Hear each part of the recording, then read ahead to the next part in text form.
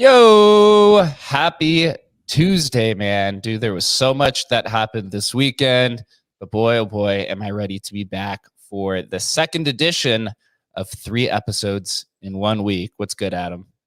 Man, what's the alpha, Jake? That's what just people are chatting me on alpha. What's the alpha? I'm like, bro, 2021 is long over, bro. There's no more alpha, man. No, the alpha is now directly on an app, is what we're doing now. All of the different channels. Bunzy, what is good? Good morning. Yeah, I'm excited. Today's gonna be a juicy one. We got some alpha, a little bit from Mr. Lucky BTC machine, and the good old fashioned battle of the two apps doing the same thing, different chain, different story. Who's gonna win?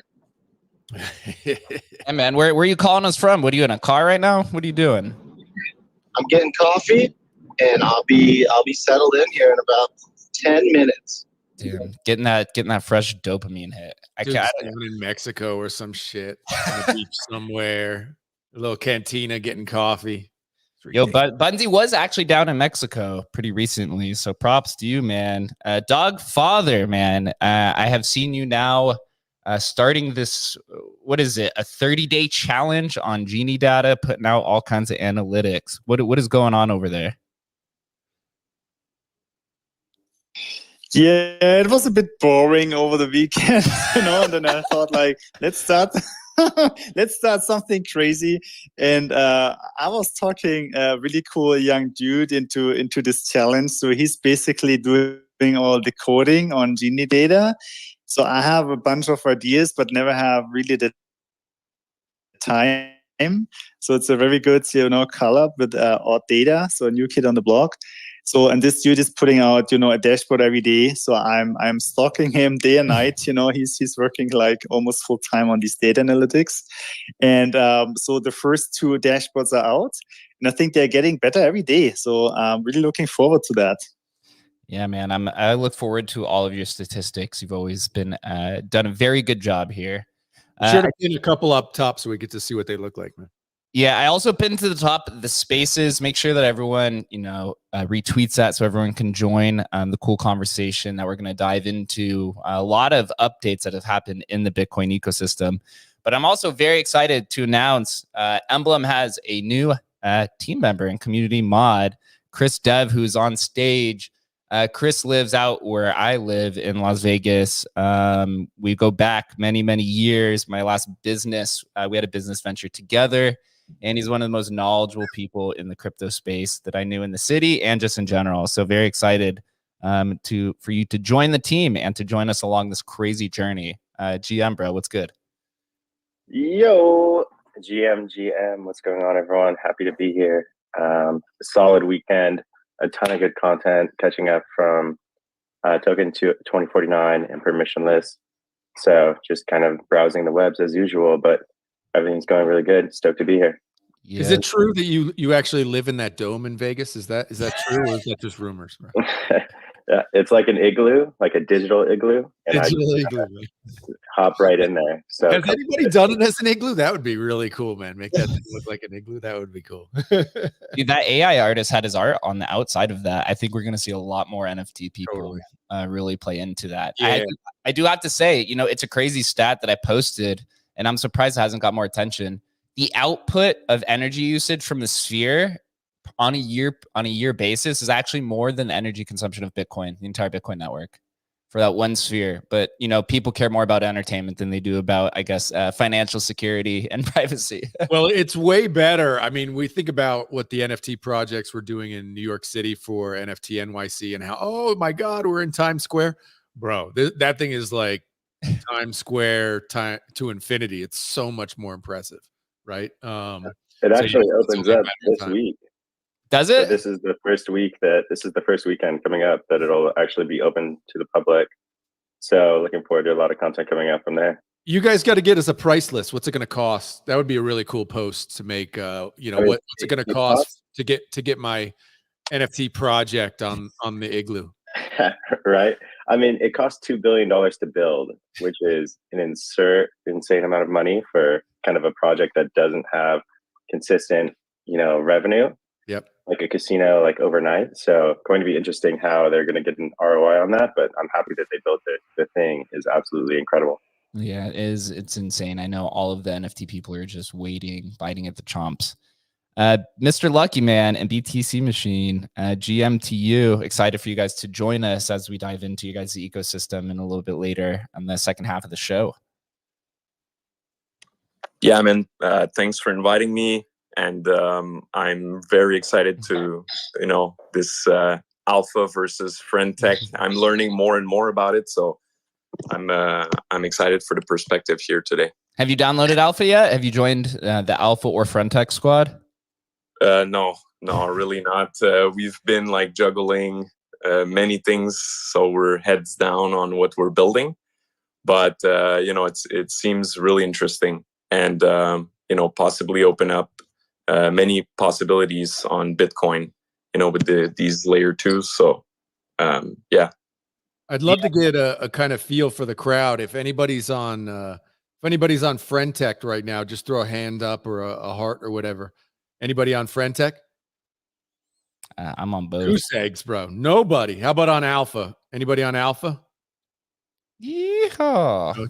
Okay. We got an Alpha crew here. Then we got 0 Friend Techers, man, except Jake. Jake's yeah, dude. I am diving in. So I'm actually Dogfather probably. You experimenters, you're on everything.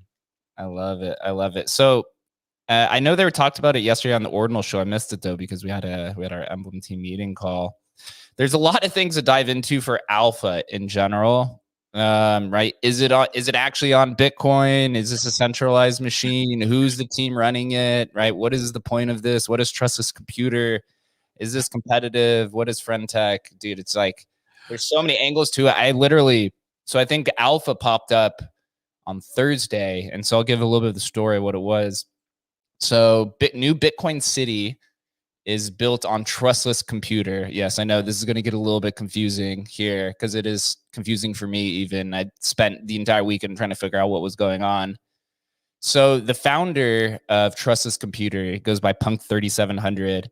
He reached out to me last Tuesday and he said, hey, if we create a friend tech on Bitcoin, would you try it out? And I said, yeah, absolutely. I'd give it a test run. I kid you not, 48 hours later, Alpha popped up.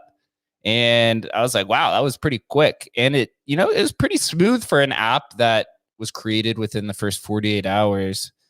And it brought a lot of attention to Trustless Computer, New Bitcoin City, which has been around since February. I wrote a report about them in my Bitcoin on Bitcoin deep dive.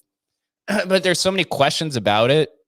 And Dogfather had reached out to me after we had signed up and within the first 12 hours. And he was like, hey, can we do a Spaces? And I was like, why? And he was like, the team tried to, the New Bitcoin City team tried to hold a Spaces and it did not go well. And so we ended up doing a Spaces and it was really well. I think we got like 300 people in and out during that 2-hour session. But I went back to listen to that Spaces session that was held by the New Bitcoin City team. And wow, that was probably the worst Spaces I've ever heard in my entire life. I'm telling you, Dogfather held it together because he was like, dude, show up and listen. And I was listening and I literally almost had to leave. It was so painful. And Dogfather could basically was trying to hold it together, but it was brutal. Dude, props to you, man. It felt like, and I do. Bunzi, you're getting rugged. What could make the space so bad? You're getting rugged, dude. So what made it bad? You do got to benefit out. These people are definitely not native English speakers. They're of an Asian background. Which one? I'm not sure. But it felt like they were reading off cards. Yeah, they were literally reading. Somebody had prepared. I mean, obviously they're like not strong English speakers, so they had basically prepared speeches, and it was rough. I mean, the speeches were like, you should listen to the. I'm sure it's still 30, up. It's about 30 minutes. Yeah, it's still up. It's literally like, you need to go now. You're gonna get, if you missed out on Friend Tech, this is the next thing. You don't miss out on this great hype. It's gonna. I mean, it's like the worst. It was. Man, yeah, it felt like I was listening to like a dystopic reality where people are just reading off these, these teleprompter cards, and you answer and you ask them questions, and they just give you this robotic answer. That honestly, it left me with more questions after it than I actually had going into it. Yeah. Dogfather was there though, so dude, tell us your experience of this, of the spaces. Yeah, I mean, the thing is, it was kind of like advertised as an M&A, and typically an M&A is a bit more interactive. But what they do was obviously they had, gathered some questions, from Discord and everywhere, so like 10 or so, and then they were like preparing statements, and probably they just, translated them into English and then reading them and practicing them. And then I was like I didn't get it right that this was kind of like the style of an M&A, AMA. And then I was like trying to answer or ask like real questions. I mean, interesting questions. So how to onboard, how to get in, how to get out and stuff. And they were not answering that. And this was a bit bizarre. So then I noticed that, they cannot answer, right? So then they also stopped that, after 40 minutes or so. That was really strange. So I thought, like, Jake, let's do it a bit better. Let's answer these questions that they left unanswered. So I mean, the lesson learned from that is you can have a really cool product, a really cool idea, but you also have to do the marketing side. You also have to be present. So you need the whole team. So again, I mean, learn from other people's errors. So I think they left some stuff on the table by not really reaching out to the community. But now, I mean, a few people step up and help creating videos. So big shout out to Mio. So she was doing a cool video on how to basically withdraw money, because people were always asking. They were like, okay, look into this thread, and then people were asking, no, let's give us a how-to video, and they were not delivering. So then now the community members, they're like so desperate that they do that, and then they can also present themselves as good people. So that's what's happening now. It's pretty interesting. Yeah, there's three major questions to it, and we'll dive into those, which is the question of the team, kind of the mysterious nature of it. Is it actually on Bitcoin, which we will dive into, and then the tokenomics of TC is something that they continually tend to look over, even though I've asked them like at least 30 times about it. But going into what alpha is, right? So Trustless Computer is marketed as a Bitcoin L2, and how they say that it's a Bitcoin L2 is that it's two rollups, I guess. They call it, what did they call it? They called it recursive rollups. So you have Trustless Computer, which is this smart contract of an L2, and then they have something underneath called a BVM, Bitcoin Virtual Machine, which I guess is where all the transactions happen on something called NOS, nitrous oxide system, which is, I guess, a fork of Optimism or Polygon, one of those two. And then there's where all the transactions on Alpha happen, and then they package all those up in a roll up, and apparently they stamp it or embed it into the Bitcoin blockchain through something that they call a transaction writer. That's something specific to Trustless Computer. And then on the other side, I guess they have something called a transaction reader, where they then read the data that is minted or I guess inscribed. I don't even know how they're putting it onto Bitcoin, but then they have something called a transaction reader that then pulls that data from Bitcoin and then puts it into BVM, and then somehow it goes back up to Alpha in the Trustless Computer. I don't know, Adam is sitting here just chopping. Bro, I got vibes that this is firmly embedded on AWS, man. That's the vibes I'm getting right here. The blockchain it's using is Amazon Web Services, man. Like if it's this complicated that people in the space who know what the hell they're talking about can't understand what's going on, I have a very difficult time believing that it is like it throws up red flags. That's all. It throws up red flags when literally some of the smartest dudes like in the world are like, I'm not exactly sure what's going on here. My red flags just start flying up. So yeah. So I pinned to the top Bob Bodily. He's wrote 2 different TLDRs on this, and I'll go through a few of these, and then I'll call on Dogfather. So it's TLDR, and Bob Bodley's kind of been this guy in the ordinal space who has a very complex understanding of systems engineering from all blockchains. So a lot of people really look to him to like explain things, and he has a high degree of credibility. His TLDR is alpha is way more Bitcoin than I originally thought. Alpha is as Bitcoin as BRC20 is. And so then he goes on to take for some takes. He says trustless computer can easily spin up EVM rollups that settle on various layers. These could be L1s like Bitcoin, ETH, or Polygon, or they could be trustless computer rollups.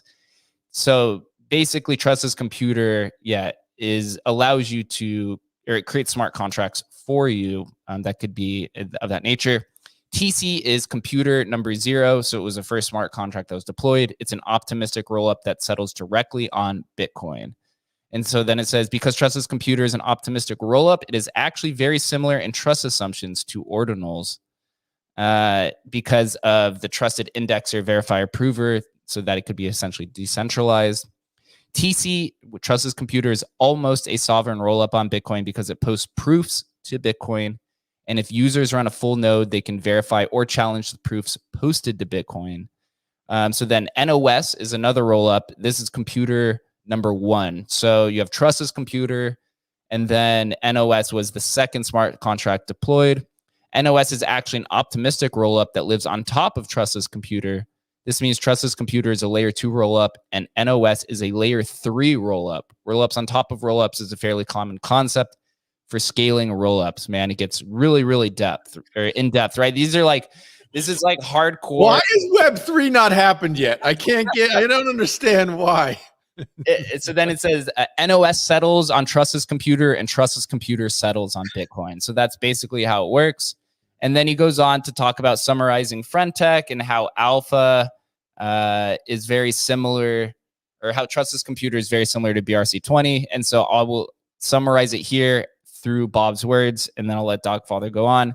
He says, summarizing everything, the Friendtech on Bitcoin is as much on Bitcoin as BRC20. BRC20 is a meta protocol on top of ordinals, which is another meta protocol on top of Bitcoin. We trust centralized indexers to provide accurate state. Alpha is an optimistic rollup on top of an optimistic rollup. It's NOS on top of trustless computer, which is on top of Bitcoin.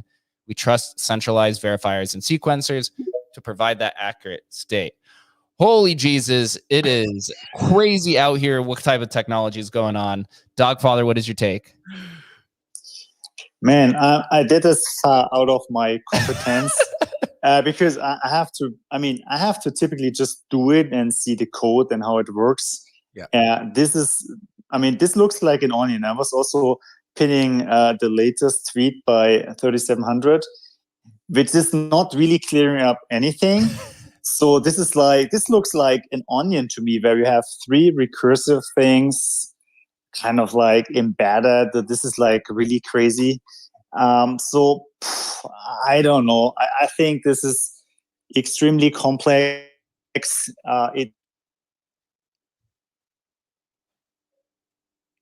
Oh, did we lose him?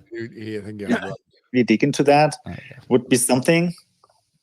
I'm also right. Oh, sorry. No, you're back now. You're back. You're back now. We lost you for a sec. I'm back now. Yeah, I cannot move through my house. It's really strange. I have a corner where there's just no Wi-Fi. So I'm just wrapping up.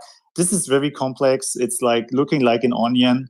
So Bob is also here, so that's cool. So we tried to go to the Ordinance show yesterday because the new Bitcoin City team could not go there. So I was pinging Bob. So let's go there. I mean, otherwise they will have a hard time. Trevor was not there. I think he was somehow traveling. So he also has some opinions and some response to what Bob was writing. So it is complex, and I don't know whether it's unnecessarily complex, but I leave the tag up to Bob. So I think the team is doing a great job. The new Bitcoin City team is doing a great job in really putting out this app. I mean, they're like every hour there's an update, and it's getting better and better. Maybe they should have waited 2 days until the app is really done and then get it out. So maybe that would be the easier part. So I think 2 lessons learned here. Don't ship out too early, and then have someone with communication skills on your team. Yeah, no kidding. Speaking of Bob, dude, the devil, I just literally read through your entire post on alpha so that we could really try to understand what's going on here. So over the last 2 days, have you learned anything new about alpha, or at least give us a little bit of your opinion and thoughts of it? Yeah. Hi everyone. Super happy to be here. Sorry, I'm a little bit late. Was just jumping off another call. Was actually meeting with the team, doing some really cool automation stuff, trying to come into the ordinal space. So that'll be pretty cool. Yeah. So alpha, the alpha on alpha. I guess if it's public knowledge, it's not alpha, but so just quick kind of recap of the tech stack. If you haven't seen my series of threads or posts, it's essentially trustless computer lets you spin up optimistic rollups in a really easy way. They're EVM optimistic rollups, and currently they have two of their kind of main computers. A computer is just like an instance of a rollup. So they have TC. TC is computer number 0, and TC settles on Bitcoin.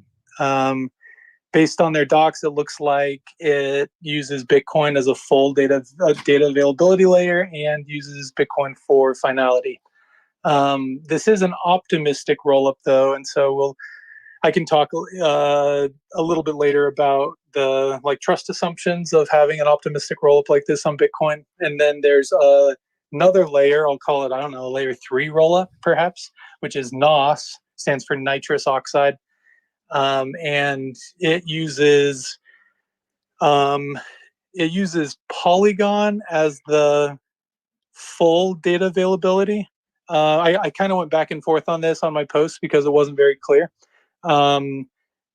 But it does store the full data availability on Polygon, but then it uses it essentially rolls up to TC, which rolls up to Bitcoin, and so it does use Bitcoin for finality, but it does have a dependency of a Polygon data availability layer, meaning that if the Polygon data availability layer was, I don't know, shut down or wasn't available, it does break the system. Wow. And so that's based on my current knowledge, that's the current setup. The optimistic rollup on Bitcoin is an interesting model because Bitcoin can't do the proof verification itself, which means that you're basically forced to have off-chain verification, which means with validity rollups, like a true sovereign rollup, perhaps, users would be able to run a light client and could verify proofs themselves. With optimistic rollups, I believe they'd have to run a full node in order to do those verifications. And also with optimistic rollups, you can always post a challenge, which is like this data is incorrect. And you could post it directly to Ethereum in the case where Ethereum could actually verify the proof, but Bitcoin can't do that, which means you have to use an off-chain system in order to do that kind of challenge. So that's the current state of the tech stack. If I had to summarize everything, it's pretty close, from a side chain to a true layer 2. I think there is a spectrum, which is funny. I didn't know that there would be such a spectrum between sidechain and L2. But because it's not like if we walk from an L2 to a sidechain, you might have an L2, you might have a sovereign rollup that uses validity proofs. If we continue to step away, you might get something like this optimistic rollup setup, and then you would get to a sidechain. So it's leaning towards the sidechain more so than the L2 right now. I know for people who are Bitcoin kind of people here, they hear Polygon and they go, that doesn't sound like Bitcoin. Like, why are they using Polygon? Like, I mean, I can guess why, but why would that be needed?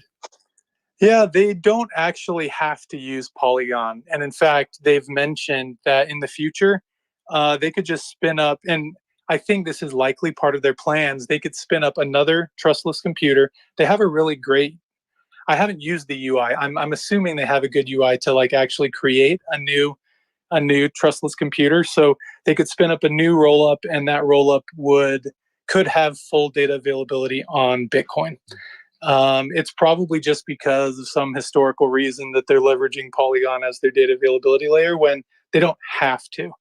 And so I think that's an interesting upgrade that they could make that would remove that, Polygon DA dependency. Interesting, Bob. I have one question, and then I'll let Bunzi run with it too. When there's L2s historically on Ethereum, you kind of hear this claim that L2s are leveraging Ethereum and they're using its security. That's how they exist on Ethereum. Is Trustless Computer, New Bitcoin City, leveraging Bitcoin security through this transaction writer of posting the data there? Like, why use Bitcoin in this situation? So currently they are using Bitcoin for finality. So in a similar way as like Stacks, for example. Stacks posts a hash of the blocks to Bitcoin, and that's how you get finality on Stacks. And, some people make fun of systems that rely on Bitcoin for finality, but it actually does give you some of the security of the underlying chain because you're relying on that chain for finality. And so in that way, yes, Trustless Computer is leveraging a portion. I don't know how much, some under 50% number, maybe. Some set of security is being gained by leveraging Bitcoin for finality in this case. Awesome. Thank you, Bob. Go ahead, Bunzi. Yeah, I just want to check how I'm sounding first. Sounding good, man. Sounds good. Are you on a mic now? Yeah, finally got. Okay, cool. I'm back. Yeah, I got a hot take on this whole thing. I think that like the way it emerged and the tech that is being, at this point kind of claimed is like we can't really check the finality or the hashes that are hitting. And like I think say something does happen that's obscure, people mess with the TC liquidity pool, something bad happens. What is Bitcoin going to do to reverse that? It's not going to do anything. It's just saying, hey, Bitcoin, this happened. Thank you. Come again. And they're just writing to Bitcoin. They're not like doing anything from my knowledge, that sets up like fail safes for these other networks to utilize and leverage Bitcoin. Like the hot take here is like, it's just marketing at its finest. It's like, okay, we're using Bitcoin. We're using trustless computers. Polygon's even in the mix. Now we're going to roll it up. Oh yeah, and it's optimistic. And it's like, that's where when you can't explain it, it's too good to be true. Because this would be a massive breakthrough technically if someone was able to achieve a ZK rollup on Bitcoin where that's my view on it. I love people innovating and building. I just don't like people like getting the community lost in the sauce. People are just like influencers are like, oh, buy my keys. And they're pushing a product that like by nature, I don't want to use like, slander or anything, but like, I just don't know what their product does. Like that's my gut too. Yeah, or gut. I mean, this is what. Yeah, like you said, if you can't explain something, I mean, I understand stuff is complicated, but if you can't explain it, so some of the smartest people in the space, although Bob seems to at least generally understand it.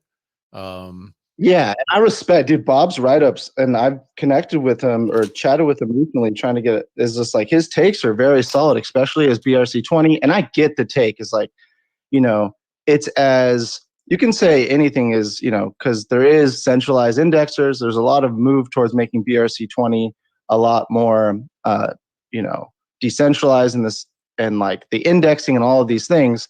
But there's just really smart teams working on that. And then this emerges out of nowhere with a very trending piece of software, and they're claiming huge technical advances. And they're just, look at this photo. This is how we explained it. And people are like, thanks for the write-up. And look at that thing. It's a box inside a box inside a box, and a box with a Bitcoin symbol. And people are like, oh man, that's, I don't know. I just don't feel like that's healthy for the space to really, I don't know. It's just like BRC20 caught so much flack. Like Bitcoin Maxi gets like light of this. Like, I'm just curious of like, when are people going to like talk about it? Like the way Bob's talking about it. People are just like, oh, I can sell my keys. So it's taking over the timeline. And that's what I kind of just have like a hard time swallowing. Yeah, one quick comment on the BRC20 comparison I made. It's not a perfect comparison, but the reason I made the comparison is BRC20 is a meta protocol on top of a meta protocol on top of Bitcoin, which is, I mean, it sounds a lot like optimistic rollup on Bitcoin. And the other interesting thing is with BRC20, you are trusting an indexer to not lose funds. So if you go to some marketplace and their indexer is wrong and you have a PSBT, you're going to have Bitcoin for Bitcoin, but the indexer is going to lie and say there's BRC20 in there when there isn't. And then you're going to lose funds because the PSBT will work, but you'll end up getting a fake BRC20. And so you are trusting the indexer in order to not lose funds. And in this case, for Alpha, you are trusting not just optimistic rollup number 1, but also optimistic rollup number 2, plus the Alpha code, plus the smart contract. Yeah, optimistic rollup number 1. Yeah, where the comparison gets lost for me. It's like the indexer, I get it. There's fuckery happening, but there's advancements and there's at least ways to check. The data is in the Satoshi, regardless of how you look at it. And, proof of stake, these indexers are doing proof of social stake. If they're wrong, often people aren't going to use them. There's at least some understanding and it's grounded. But this, where it's like this optimistic rollup, we don't know what talks to the second one. How can one that barely uses a block explorer, or people that even use that, go down this path and figure out how legitimate this is, especially when a TC token that's used for withdrawing, like what's happening? Can they print more of that?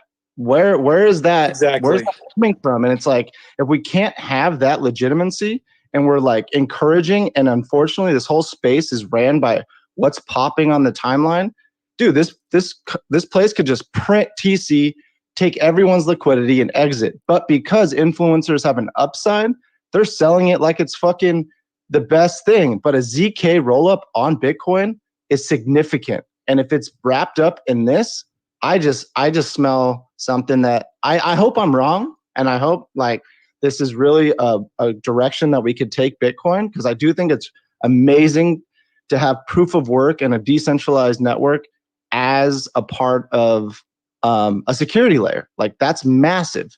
But in this case, I just don't see it. And like, I'm working super hard to learn the UTXO model and build tooling on Bitcoin. And then this comes around and they're just like, I don't know. So I'm a little bit biased, but I don't know. I like this conversation because it's not like, yo, buy my keys. It's pumping. It's more like trying to figure out what they're doing. Yeah, pushing further on that, when you're really looking for a good setup, you want to know where the smart contract's deployed. You want to know who still has control over those smart contracts. You want to know where the TC token contract is deployed. You want to know what functions the token contract has. All of these things that are like pretty standard in the Ethereum world.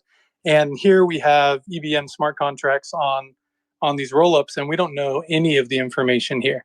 It could be completely centrally controlled. Anyone could change those. I mean, maybe there's information here that I haven't dug up yet, but I don't know the answers to any of those questions, and I would like to know the answers to those questions. Yeah, there is. Hold on, Bunsy. Let me push back a little bit from the influencer perspective. First, there's two major concerns, and everything that you guys have said is 100% warranted. We spent the majority of Saturday Spaces bringing up all these questions so that we can propose it to Punk 3700 so that they can address. The major concern I think that still exists today is the tokenomics of trustless computer. What's the total supply? What's the circulating supply, right? Can they just mint more TC on demand, right? If you go on to CoinGecko or CoinMarketCap, there's no listing for trustless computer. And when you see this happen, Historically, it's been a very bad situation, right? Like Hex wasn't listed on CoinMarketCap. A bunch of these that are not listed there means that there is some sort of central control over the token supply. So I have asked and proposed that question to the founder multiple times, and it's something that he's just, or he, she, they, whoever it is, they've just completely dismissed it. I've asked them multiple times to come on the show, and it's also something that they overlook every time that it's proposed. So looking outside of that, right, the liquidity issue for taking TC, going to the DEX, swapping it for Ethereum, and then moving it out has a high slippage. I think it's like 18%. And then you're also paying 10% to sell. So this is what's preventing a lot of the traders coming in.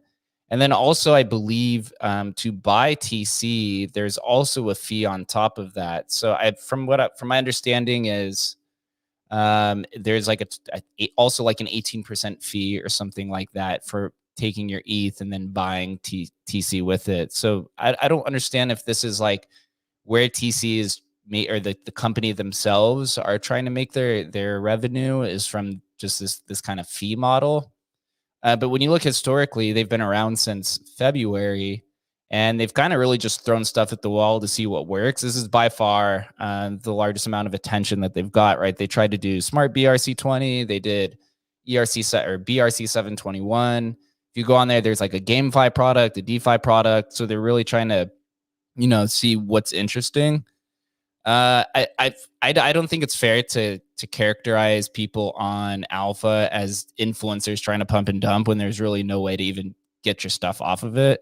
I think, within the first 48 or 72 hours, most people are really trying to experiment. So just because, people attempt to try something out, it doesn't mean influencers are coming in to try to pump their coin. It's obvious that coins do pump or keys do pump when there's, a few hundred people that have been partaking in it. But I don't see people coming in and just, blatantly pump and dumping their coins. I don't think it's fair to characterize people, early adopters of a protocol, any protocol, of saying that they're coming in with malicious intent. I just don't think that's fair. Yeah, just to respond to that is, I don't think that at all either. And if it came off that way, I just think it's the perfect storm. I just think it's like the elements of it that get all put together. And like, we live in this environment where it's like, don't trust, verify. And how we can't verify this. We just can't.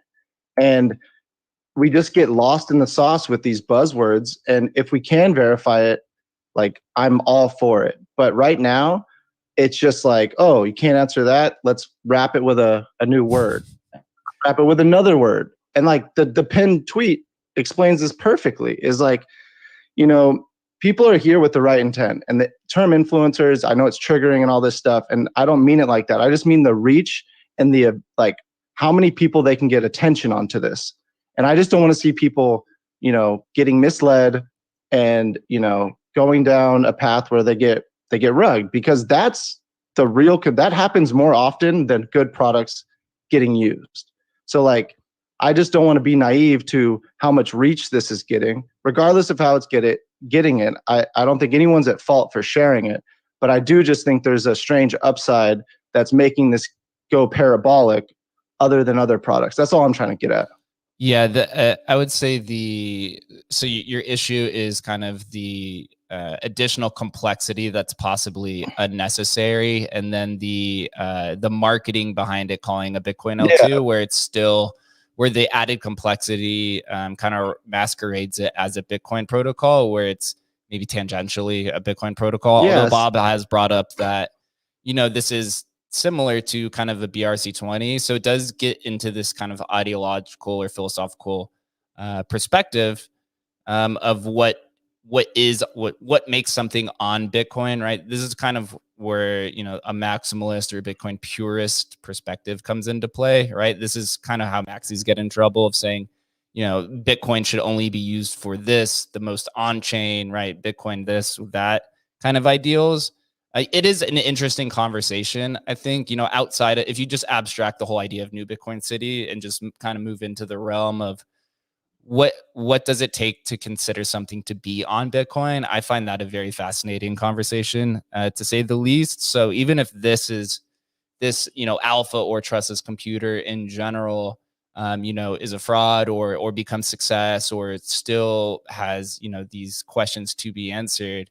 The fact that we're sitting here talking about this, I think, does push the space forward, in terms of like how development on Bitcoin will be viewed, going forward.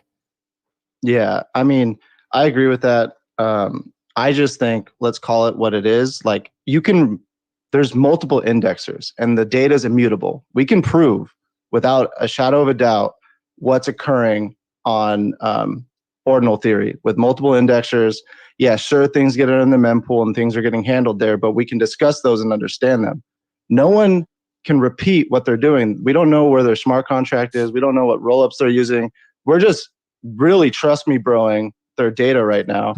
And that's just what it is. Like, you're transferring your Bitcoin to an EVM, you're using a DApp, and then they're charging you fees multiple times, and then at the end, you're just transferring back to Bitcoin. That's essentially what's happening until I can get like proven otherwise. Yeah, it's a trusted computer, to say the least. Go ahead, Dogfather. Yeah, so just sharing my experience. So I wanted to, I was just looking at Dune, how to build a dashboard for that, but I was not finding anything on how to access the data. And because I was also talking to the founders, like, yeah, it would be cool to build a dashboard. And they're like, yeah, just do a Dune dashboard. And I was like, well, I mean, that's not easy to find, right? So, I mean, they're posting the numbers, the transaction numbers, which is like 10-20% or so of what Frentech is doing, which is really cool. I mean, Frentech has all this, backing by Base and so on. So it's pretty remarkable, but it's very hard for me. I'm working with data and I'm having a very hard time finding the data. So it's very complicated. So, and my take is probably this is not the last product, SocialFi product on Bitcoin. So it's good to play around with that, just to make yourself, familiar with it. And probably not the last one, but everyone who's interested in playing around with these, new ways, do it. You'll make yourself, let's say, I'm not saying a brand, but make yourself like known in the community. And once, maybe another product is there, or they move or migrate to maybe a more suitable product, then be prepared. I think that will definitely have, I don't know how much future, but this will not go away. I think people really like it, and we will see whether it's sustainable. But I think as a content creator and builder, you should be, always seeking out new ways to reach out to people. And honestly, I was buying just keys of people I respect, and I would like to have, let's say, a closer kind of connection than just being one of 10,000 followers. And this may be really huge if you really have a way to communicate to the biggest builders in our space for, I mean, $100, $200. I mean, that's basically nothing. I mean, pay for a dinner with like Coinbase CEO. I mean, you can donate $100,000 or so to meet up with these guys for an hour. So having, the ordinals, some of the biggest ordinals builders, or, buy Bob's, key, it's 4TC, that's nothing. And then you have a connection with him. I mean, think about that. That's pretty cool. Yeah, the SocialFi aspect of it is intriguing, and I do want to push this conversation forward. And I love Bunsy's spicy take, so I'm going to ask him a question right after this personal anecdote regarding Frentech. So the cool aspects of kind of building on what Dogfather is talking about, I live out here in Las Vegas. One of my favorite DJs, his name's Boys Noise. I found out that last night that he is going to be here in a month. So I've recently found out that he had a Frentech key. And so I bought his Frentech key last night and messaged him in his chat. And I said, hey, dude, I live out in Vegas. I heard you're going to be here. And he said, yeah, dude, shoot me your name. I'll put you on the list. So now I'm going to go see him for free. Right. So you can have these kind of really special kind of conversations and relationships. And so he's going to put me and all my friends on his guest list, and we're going to go see him for free. So those are the kind of special things that can really happen. But Bunzi, you know, abstracting away, maybe let's just say that alpha, you know, is an EVM. It's not on Bitcoin. Trying to remove, you know, the spiciness surrounding it. What do you feel about the user experience of alpha compared to friend tech in general?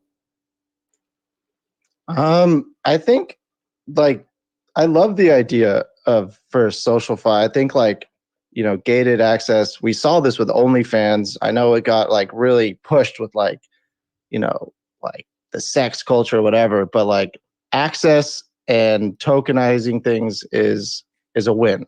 I think, especially as we move into digital content. But the user experience, you know, if I'm being 100% honest, it's like it's quite clunky. Like it was slow. I like, you know, what's interesting to me is just the comparison to the subscribe button on Twitter. Like I feel like that could accomplish similar stuff, and it's a much more legitimate app. But I get it. It speaks to the degen in me to speculate on people. Is like, oh, I got this early. I got Boys Noise Friend Tech early, and that plays a role in it. And I do think that's an interesting part. I just think it's a zero sum game when you start to add some of those, you know, vulnerabilities to holding something. It's like, oh, I bought Friend Tech at the top. Fuck this guy. Like that's going to add a weird element to that relationship to someone that bought it very expensive. I do think there's a place for it. And again, this is just my opinion. I participate in all these new techs because I'm highly interested, not only to see where it goes, but again, my speculation side. I want to be early and see the upside of it. And I want to say that straight up, because if people can't acknowledge that part, you know, you're kind of looking at it through, you know, a little bit biasly. You're just kind of like ignoring a part of why you're doing it. I know that's kind of around, but the UX UI, I mean, you can't upload photos, you can't have a voice call, you can't do video, you're just like a text. And like, let's be real, a lot of these major people already have a lot of inboxes. We're adding another inbox. So the scalability of it's pretty interesting. Again, I sound like a Debbie Downer with all these takes. Like I love innovation. I love people building things. Like I myself try to build things that fail all the time. And like some of them do, like, so I get it. But what I'm trying to get at is like, I just don't want to get lost in the sauce and be like, you know, and not try to point some of these things out, because I don't know, that's my only stance here. It's like I'm just playing devil's advocate to a certain degree. I applaud the Bitcoin City team for building actual tangible tools that people are using, they're enjoying. I just wanted to bring a different light to the conversation, because all I've been seeing is like, let's go speculate on people. And I get it. I love it. I'm here for it. But like, let's talk about the tech behind it too. If you're claiming a big technical advancement, let's discuss that. That's significant. And if you're trying to like get more users, if you answer these things, that's going to help you just as much. So I just don't see why they're not doing that. Yeah. So the main difference is going back and forth between friend tech and alpha. If you're just looking at it objectively from a UI and UX perspective, the main difference I notice is the chat rooms, where on alpha, when you click on the left-hand side, all of the keys that you've purchased, all of those rooms, you could scroll through like a timeline and you can see everybody, all of those key holders commenting on the room's post. So like if I think 30 people own my key, right? And so then anytime I make a post, all 30 of those people could comment on it or reply to it, similar to what you see on Twitter. And so then on my feed for all the keys that I own, I think I own like 20, I could see all of those feeds of everyone posting and all the comments, very similar to Twitter. Where on the other side, on Friend Tech, you have to click on the individual room owner, right? So if I own Bunzi's keys and Bob's keys, I would have to click on Bunzi's room. And then I can post a message there. And then Bunzi has the option to reply to me so that everybody else can see. But if not, it's a very one-on-one kind of experience. And that it has more of an exclusive nature, where I would say alpha has a little bit more of like a community vibe. And yeah, of course, Frentex went out for about 6 weeks longer. So they just added a new feature today, like a watch list. They have images, they have hyperlinks. But I do have to, I applaud the alpha team for actually putting out, this app was built 4 days ago, 5 days ago. So they have been pushing a lot of updates. But again, there are still, concerns or questions that have to be answered. I know Adam created a alpha, and before he even created a friend tech, which I've been trying to get him to use my invite code forever, so I could get some of those juicy points that I'm trying to farm here. What's your thought on SocialFi and the experience outside of just what alpha is built on? My feeling is if we're gonna go to this, like, well, it's not really on Bitcoin, it's kind of this soft Bitcoin model. Why isn't anybody just integrating Twitter into something like this, right? Just making it much more like, yes, you get rewarded here, but let's have the majority of our social interactions take place on Twitter. We just read the Twitter API, who responds, retweets, likes, shares, whatever. That just funnels back to this, other layer that settles it, and it all gets settled on Bitcoin or Base or wherever we want to settle it. But actually integrate it with an existing infrastructure where people actually want to or already want to live, right? Like Bunzi said, and it's a good point. Like, I already have 50 different inboxes and streams, right? For me to add another, and it's got to be really, really compelling, or most people are just going to lose it. And I've seen it already. Like on Alpha, I have, I bought the coins that I could afford, but like people aren't really I think I posted more than like everybody else, and that's like 4 posts over like a 1-day period, right? Most people are just like, GM, I don't need to go to a separate app for that, right? And that's the alpha. Like, dude, thanks for saying GM on another Yeah, app. it's no serious. I mean, dude, but look, nobody, Didn't know, like, GM was it wasn't going to be a good morning till I. dude, there is no alpha, guys. There's no like, the alpha was, I guess maybe some of these guys are getting in groups and like, hey, let's buy this one and pump it up and then dump it, I guess. But for most of us, the idea of like hunting for alpha, what are you talking about, dude? We're in the middle of like a deep bear market. There's no fucking alpha around here. This is all like community building and making friends and hanging out with people, Yeah. So, but What I we can really do that like- on Twitter, I mean, it's like, Yeah. I'm all for decentral. Like, look, we Jake and I were talking before we got on the show, like Russell Brand just had his YouTube demonetized, right? There is a definite need for decentralized social media, like a deep need, right? But it's got to connect, like the ability to earn money through ad revenue and whatever. It's got to bridge that Web 2 into Web 3. Like that has to be done. Like, and if we're able to do this in like a soft crypto way, I think there's a ton of possibilities for people to do this now that we've kind of become accustomed and we are actually willing to accept like this semi crypto version. I think, there's actually a tremendous opportunity here. Tremendous opportunity for I guess, just speaking on kind of what exists in these SocialFi rooms on Friendtech and Alpha. I've really kind of noticed maybe 3 or 4 different things that are happening here. One person is posting trading calls, right? Like, hey, buy a Bitcoin at 26,000, sell it at $26,400. One interesting kind of rooms that I've come across is this like rumor mill kind of idea, where people are kind of posting behind the scenes dirt on different types of people. Like for example, I actually saw in one chat on Friendtech, people were discussing the team of New Bitcoin City and saying that all of the investors who had invested in NBC over the last, I think, a year or something, have like all lost their money, and that I guess the NBC team is comparing their FDV to about $1 billion or something like that. But of course, this is all like unfounded rumor mill kind of stuff, which I find kind of interesting, actually. I've seen one room with sports picks that are happening. And then the one that's really pumping up all of these Friendtech keys is giveaways and buybacks, where, I was just I'm a key holder of Mooncat 2878 because he's the homie. So I bought it like really early. And he just got it to 1 ETH within the last 2 weeks by doing $2,000 giveaways to his holders, right? And it's like, if you're somebody who's, small, like, how do you compete with that, with these people who are doing $2,000 giveaways? Or the top friend tech holder, or one of the top, his name's Levi.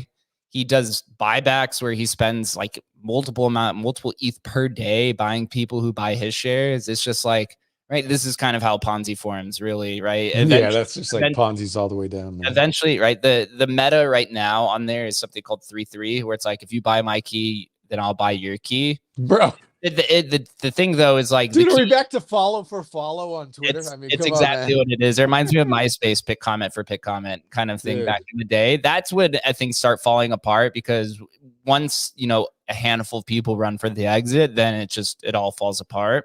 Yeah, but it does leave kind of an interesting idea of where SocialFi and stuff can go, and social tokens. So I do want to I'll end kind of my rant here. I posted to the top about SocialFi branding and awareness, and Danny from On-Chain Monkey actually kind of challenged me on this thought, so I had to expand on it. He said if you're on Alpha and friend tech, are you doing a disservice to your community members by spreading your kind of love out? Is kind of like the message that he had responded. And I said, I looked at my 2 different accounts. Friend tech, I have like 25 key holders, and on Alpha I have 30, and there's not one single crossover. That's different. Crazy. It's different communities on both. Yeah. And so, if you're building a DeFi protocol or like a crypto product, I understand that you want to centralize liquidity there, right? You don't want to spread the liquidity out. But if you're trying to scale your social capital, then it's all about brand awareness. Yeah. And it's about being on as many platforms as possible, right? Traditional content creators and influencers and celebrities, they live on multiple social media platforms: Twitter, YouTube, right? TikTok, Instagram. And you don't see their community chastising them for that, because they know that they're going to get a return by the more people who are aware of this person. So I do see kind of a similar trajectory here, where once SocialFi tools are built out, you're going to want to have a social media presence, or an on-chain social media presence on each blockchain, because it's going to be different communities. As we know, working at Emblem, we talk about meeting collectors where they are, because you just know when somebody's used to a certain blockchain, they don't ever want to leave it. So I do recommend, regardless of what your belief is it built on faulty grounds, to at least go out and try all of these different social media ones, because who knows if we're ever going to be able to import our X audience into Nostr or any of these other platforms. So it's good to just really, really be ahead of the grain on that. So I will end that rant there. I would like to pass it over to Buns, who's going to lead off this next sector that he invited Mr. Lucky from BT Machine on. So go ahead. Yeah. And just to end on that, I'm just kidding. Let me have it. Let me give you my other take. By the way, join my alpha group, guys. It's amazing. Oh yeah, just make sure, dude. The GM just hits way harder in there. Way harder. Hey, I was like, look, hey, maybe I could. I'm not gonna like buy my keys or do any of that sort of stuff. But hey, what if I find you guys like viral videos and you'd use them, and I'll give you the quote to tweet out. Nobody was interested. Nobody wanted it. I was like, oh well, there it goes. There's the value. Yeah, I just hope it goes well, because I would hate to see a lot of people. Because now these accounts are turned into like mini NFT groups, and we saw what happened to NFT groups. Yep. So, Mr. Lucky, what is cracking? Welcome to the show. I've been a big fan of BTC Machine. What you guys have done, you guys saw the writing on the wall very early for ordinals, and have been building ever since, very significantly, in stealth, a lot of it, and you guys just release really big updates, and I like that model. I think it's really cool. But yeah, if you just want to give a quick explanation of what BTC Machine is, and then we can just jump into this next segment. Yes, very interesting conversation. I learned a lot about Alpha, Friend Tech. I think just to finish off on that. No, just kidding. Now give us your take, man. Give us your take, and then we'll move on. Show your keys, dog. Show your keys. I'm the really uneducated, not technical degen type. So I really have to base it off on, what I know and, from my life experience. You mean just an honesty then? Everyone else just they're like, dude, check out this graph. It looks like an onion, but I'm technical. Yeah. So anything in life, I think, it comes down to we don't understand everything, but we use a lot of things that we don't understand. So I don't see it as a reason not to try it out and everything, but you have to be conscious that, it's an experiment and, don't go all in on this.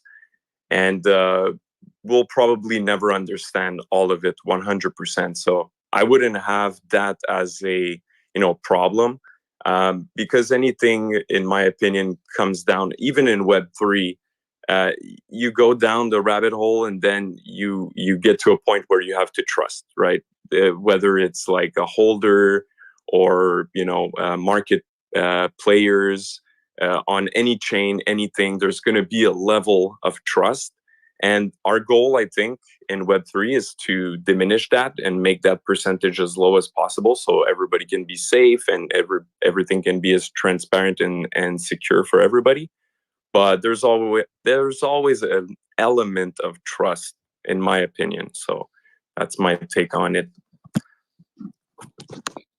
Absolutely beautiful. Give it, Mr. Lucky, tell us what BT Machine is. I mean, I've seen, the ticker around since the beginning of inception. There's, tons of airdrops and all kinds of stuff happening. Give us a lowdown. Yes. So we started back in February when, the ordinal movement really took off. And we just love to build communities, brands, whole universe. And Papa and myself, we have a lot of ideas. We're like two creative types. And we love gaming. So we're in all of these things, like building a global brand that is ordinal native. That's really what is pushing us, this vision of 10, 50 years, 100 years. We want to build something that outlives us and, that is going to be a whole universe on itself. A little bit like Star Wars or Pokemon, something that, is never seen before and is a totally different universe. So that's why we have a lot of assets also. All the building blocks of our universes, we have more than 200,000 ordinals. We airdropped about 95 to 98% of that to our holders. And we just did a few mints. So the Mutant Virus, the BTC Machine, that's our first collection, the 777 original BTC Machine. Those are like, the top main collection that started our whole universe. So we're working on an MMORPG, and that's one of the things that excites us the most as gamers. But we decided, to take a little pause for 1 week, and we're still building the MMORPG, but we had to implement something, an idea that we had, because we're big on metaverse. Also, we have a vision for that. And we saw with Bitmap everything and Quad Key and really this vision of metaverse on Bitcoin. And we had an idea that we found really interesting. So on on the BTC Machine Twitter, you'll see our pinned tweet kind of announced that we have a new protocol that will be coming out. And we're really excited about that because it has some features that we think will make this whole metaverse on Bitcoin a lot more exciting for ordinal players.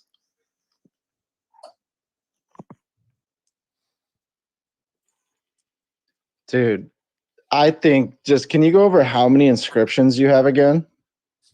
We have 36 collection totaling 200,000 ordinals, and it's all art.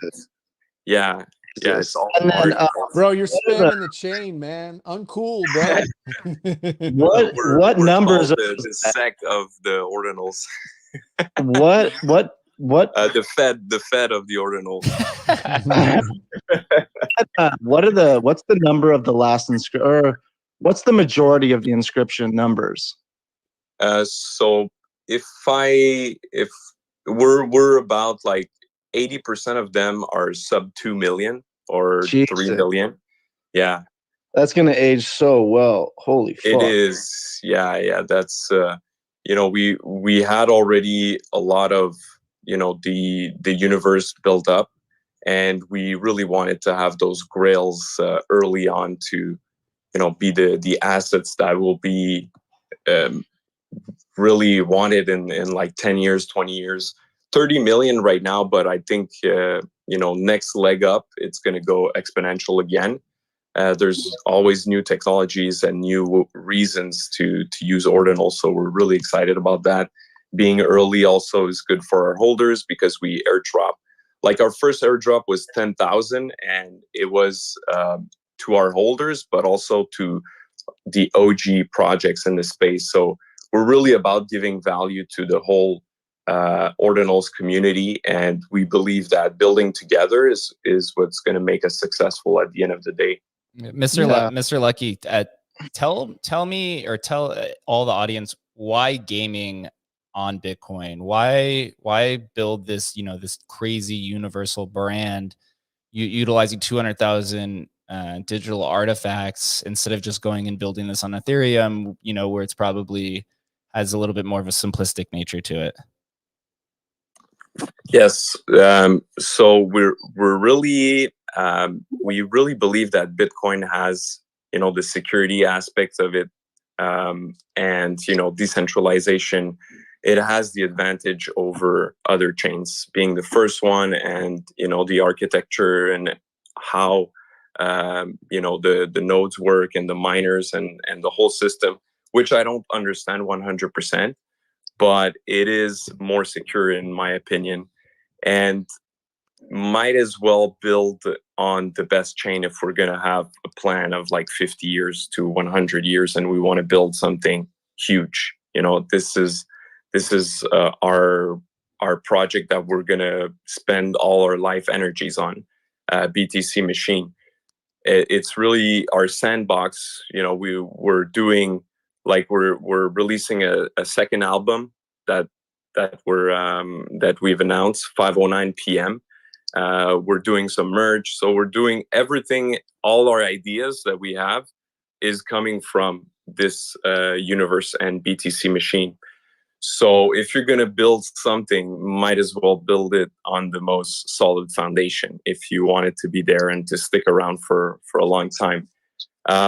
For the aspects of like the Web3 integration, well, the holders of the assets, they're going to have more chances of having those assets around in 100 years and passing them on and so on and so forth, keeping the utility, in my opinion, than on other chains like Ethereum.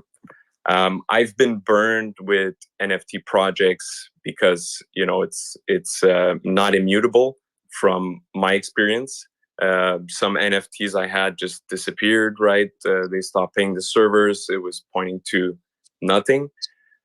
So the fact that it's more secure for us, with the level of energies that we're putting into building this, is for us it's a no-brainer. Like we prefer to use the strongest and most secure chain that is going to be there in 100, 1,000 years. Dude, I agree. I think there's another game that I think did this really well. It's I'm gonna drop the ball here, but it's a card game. Does anyone remember? What is it called? But it's a card game on Bitcoin, and what I really liked about their approach was the assets. You don't need them in-game live time, like hard assets. You just need to prove that you own them, and maybe it could check your wallet every minute or something. And I think that's a very realistic game style for assets on Bitcoin, where people are really starting to lean towards like, oh, we need Fortnite on chain and all these things. And I agree, but I do think the way there is building games that people like that aren't first person shooters, I'm just curious, how are you guys thinking about implementing Bitcoin assets into an MMO RPG? I think one of the lowest hanging fruits is someone like reskinning RuneScape and like bringing that type of energy to ordinals, because I do think a lot of Bitcoin adopters played RuneScape. But that's a random tangent. But how are you guys approaching bringing ordinals to games? I think it's a big question.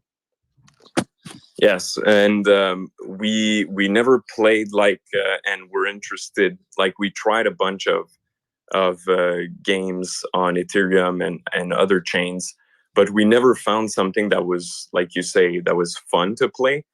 All the games that I really enjoyed were like Web2 games in my life, or else it was like play to earn and it became a grind. So what we want to make sure, and we're doing 100%, is that a new player comes in from the Web2 world and doesn't even notice that there's Bitcoin ordinal assets that can be, the Web3 aspect has to be unknown to this player for, the first 2-3 months that he's playing, at least 1 month. And then he discovers, oh, I saw this cool item. How do I get this? So we want Web3 assets and ordinal integration to be quality of life, to be, give you access to different content, quests, and possibilities that are not available to Web2 users and just people that don't hold ordinals. But we don't want it to be about, grinding and getting those ordinals to then sell back in the market and make money. It's like a second job. That's really we'd never found a game that could balance that, because at the end of the day, you play a game to like escape or to immerse yourself into another universe. Well, if it's like a second job, then it's just like, it's Dude, not interesting. I couldn't agree more with that take. It's the same with like product development and any scope of crypto. It's like people that release the token first, like the cart before the horse, are unfortunately kind of set up for disaster, because speculation comes in before the product can even come into full stride. So I think like X is positioned to do this in the bet. The platform has users, it has a lot of people using it regardless of it, but now they can introduce a token and it will do very well. I know that's a big example, but I do think that approach is the best. If people enjoy the game first, and I think the best on-ramp is just like, hey, pay for this game in Bitcoin. Boom. Now you have at least someone that knows how to use a wallet. You've introduced a very fun game. And then once you have, that game loop on lock and people are coming back every day, enjoying it, and introducing some tokenomics to it, because this happens in all MMORPGs. Like there is a secondary market where people grind and sell that whatever currency is in that game. It even happens with like Counter-Strike with the skins and these things, but they didn't lead with like, hey, come buy these skins. No, they led with a fucking solid game, and people loved that. They played it, and then they're like, oh, I want to flex in this game. But if you start with like, hey, come, pay to win, you just have another shitty iPhone app that's just like wrecked from the fucking jump. I don't know if did you guys see Dr. Disrespect this last week? I did a little post on it. But there's a game coming out that he's pushing. Obviously, I'm sure he's being paid for it. But it's like a Fortnite style, battle royale style game. Have you guys checked that out? See what's happening there? I saw your post. I want to look more into it. Yeah. Like my biggest thesis is like a game that you pay for in crypto and it doesn't lead with like it's going to be the next Web3 thing. That's going to be the killer, because like once you lead with like we're going to be a crypto game, you just get the worst first round of players that they're this they're leading with crypto's not even mentioned. It's just buried in the docs. Bullish. And it's free to play. It's basically Fortnite, right? Yeah, that's what I thought. I was pretty bullish on it. Well, I mean, if you saw what happened with the Mr. Beast game, what was that, Rec League, where they just got completely obliterated and actually had to come out and apologize for using. Yeah, you can't even use the word for NFT, using bro. blockchain. You can't even use it. Dogfather, what are you thinking about gaming? Oh man, I'm the worst person with respect to gaming. I mean, I haven't really played the game in 30 years.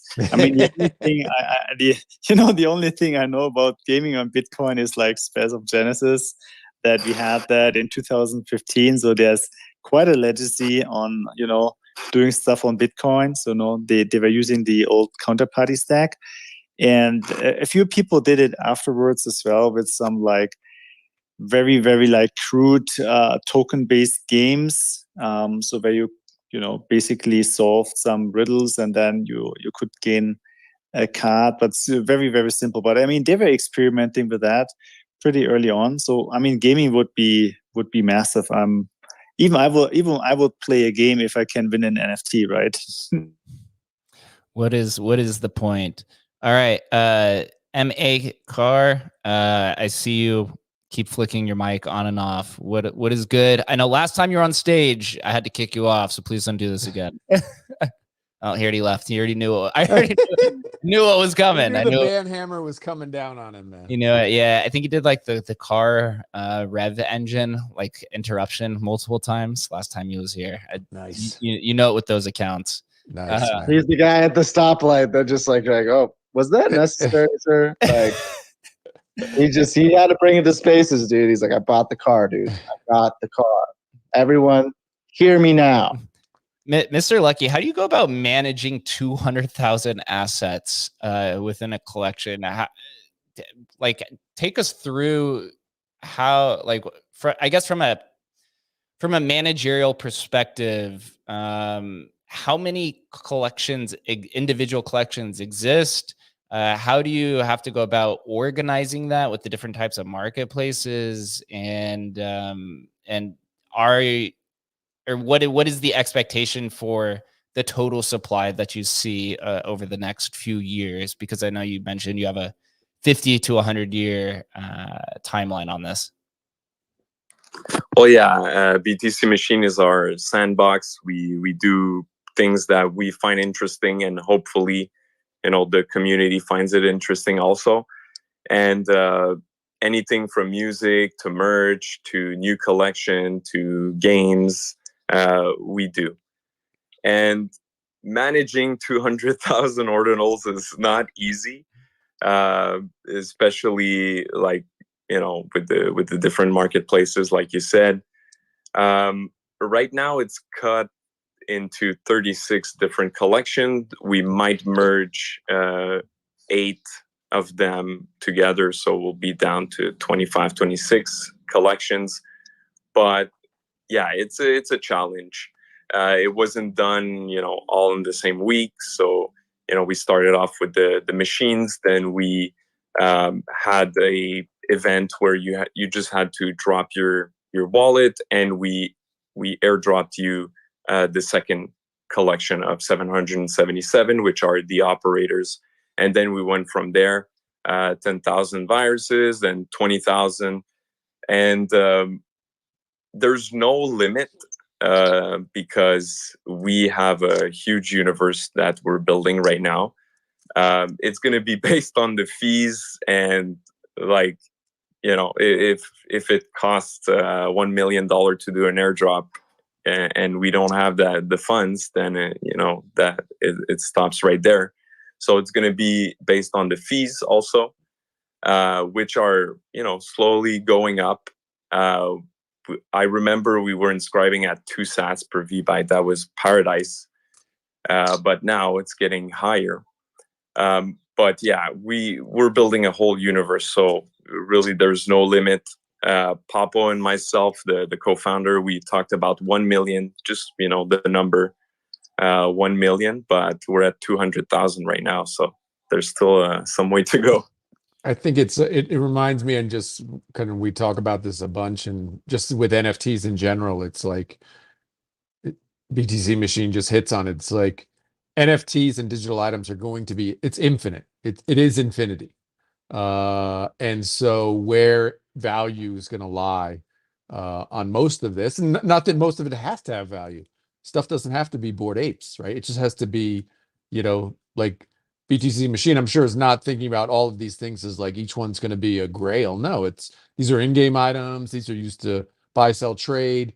It's just a much larger ecosystem of digital items. I think this is the way we need to, as we move into like NFTs 2.0, like we need to wrap our heads around this. This is just like, these are digital items. They're ubiquitous. They're everywhere. It's just, this is like the new normal in my view. Crypto gaming has kind of an interesting dynamic. Whenever you go to conferences or you listen to podcasts of those who are building in just the crypto gaming across any blockchain, one of the main points that they discuss is how do you build a game without pricing out your audience, right? And so you have to have these different types of tiers within your crypto game to ensure that people are going to play it, because as we know, degens kind of run this industry, and they will run up the price and price people out without even hesitating, and then dumping it down and leaving that stain on the users who just want to play the game instead of speculating, which is the primary, I guess, motivation within this kind of sector. So I think Mr. Lucky's going about it right, but yeah, have you run into that situation yet of certain of these 30 odd collections to where some of the users are essentially priced out because of speculators who've came in? Yeah, so we have collections that if you want to have, it's more than 10K, and some other is like $1. So there's really something for all the tiers. Starting in our ecosystem is very easy right now, and that's the way we want it also. So depending on your level of involvement and what you're looking for, some people are there for the community, some people are there for just the game, collecting, they want to make money, or there's many different reasons to be in our ecosystem, but there's a way to get in very easily. So that's a very cool part of that. Nobody's priced out totally, because $1 is not that much relatively you can enter. But then if you want to grow and get more of the collection, then that's your decision also. But yeah, I think it's important to have this, because if you have like somebody taking over and buying all the assets, and that's where you can have market manipulation, and it can affect the user base and everything. For us, it's going to be free to play, so anybody will be able to connect and just start playing. And we're not also just doing collections to do collections. There's collections that come with merch. So we have recently we just shipped out 100 Satoria jackets that we did, that came with one of the collections that was minted, quote unquote. And we have music. So we have the album. It's 3 vinyls, and this one is going to be something that we never did. So we're gonna have all the 100 uncommon ordinals that are going to be in the wallets, and there is going to be seals on each of the albums, the vinyls, the records, and you'll have to open it and unseal it to get the 4 seed phrase words, and you'll have to arrange them if you want to access the ordinal. So it's like, do you want to break the seal and access the ordinal? So that's one of the ways that we're doing it. There's some collections that were just new features that we wanted to try out. Like we did a partnership with Ordinals Bot, where we had about 500 different layers, and you could choose like your hat, your top, your accessories, your boots, your pants, and you created your own character, and that's a 3,000 ordinal collection. There's others that were airdropped for having another ordinals already. So there's different reasons why we do different collections. We even have one which is collaborations with other projects. It's right now with 50 other ordinals projects, and there's 7 machines mixing their art.